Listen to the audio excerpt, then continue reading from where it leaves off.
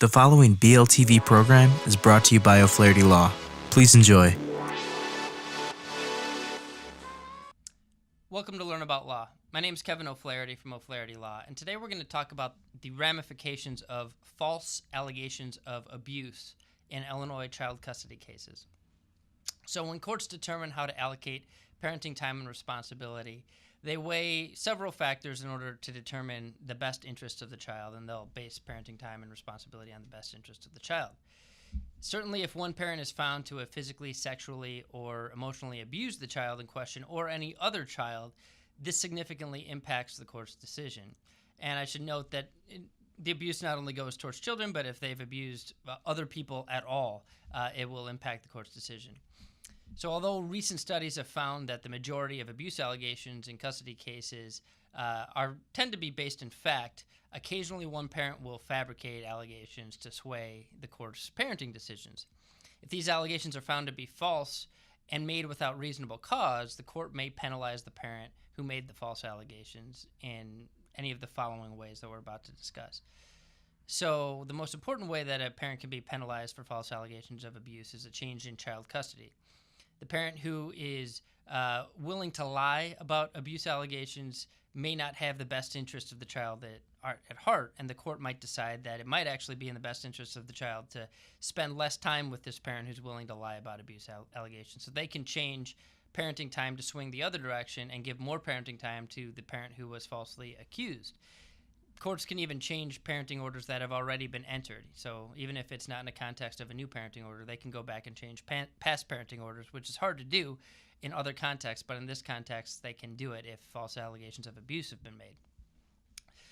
Next, courts can award sanctions. So the party who lied about abuse can be made to pay the reasonable expenses incurred by the party who was falsely accused in defending those abuse allegations, or just generally as a result of those allegations, and this can include attorney's fees and court costs. Finally, the court can refer the person who made the false allegations to the state's attorney for perjury charges. Now, something to understand is that for the civil sanctions we just talked about, the evidentiary standard to prove the wrongful conduct is preponderance of the evidence, meaning more likely than not. The criminal standard for perjury charges is beyond a reasonable doubt. So this is a harder thing to prove in a criminal case for perjury charges than it is in civil sanctions. But those are the three weapons at the court's disposal to deter and penalize people for making false allegations of abuse in child custody cases: change of custody, civil sanctions, and criminal charges of perjury.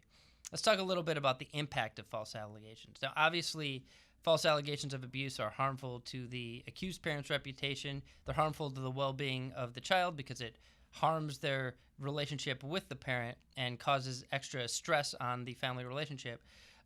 It also creates additional ancillary cases like the sanctions hearing that will have to be held, or a criminal case for perjury that lead to extra expense for both sides in the custody case. So it causes extra expense in attorney's fees, it causes the case to take longer, and it adds an extra strain on the family relationship. However, if you expect that abuse has been occurring, these penalties should not be a deterrent to you reporting that abuse to the court.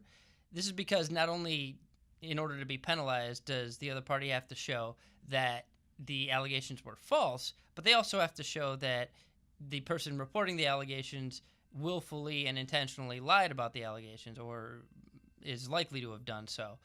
Allegations that are based on a reasonable belief that abuse has been occurring cannot be penalized even if it is found that the abuse did not actually occur. So if you have any questions, you can leave them in the comments section below this post at learn-about-law.com or below the video on our YouTube station. If you found this helpful, please subscribe to us on YouTube, iTunes, and SoundCloud, and you'll be notified of our daily article and video topics that we post. If you need some help, please give us a call at 630-324-6666. That's 630-324-6666. We offer free consultations, and we have offices all around Chicagoland for your convenience. Thank you so much for watching and listening. Thanks so much for watching our video. If you have any questions, feel free to comment below. Click the subscribe button for new videos every week, and download and review us on iTunes. Visit learn-about-law.com for other legal-related articles and videos. Visit our business podcast and video blog, seizeyourbusiness.com, and visit Making Real Estate Fun for real estate videos and podcasts. Call us at 630-324-6666 for a free consultation.